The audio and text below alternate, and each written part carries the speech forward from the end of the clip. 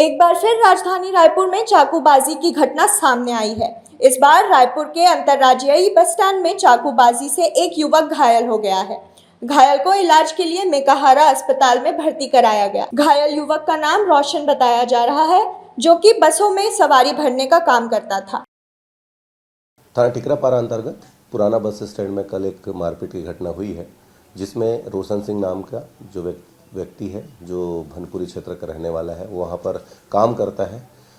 6 महीने पहले समीर और उनके साथियों के साथ इसका विवाद हुआ था। इसी विवाद के तहत कल फिर से वो विवाद बढ़ा और उसी बात को लेकर इन तीनों के द्वारा धारदार हथियार से और हाथ मुक्का से मारपीट की गई है, जिसमें समीर को हिरासत में ले लिया गया है। इनके खिलाफ वैधानिक कार्रवाई की जाए।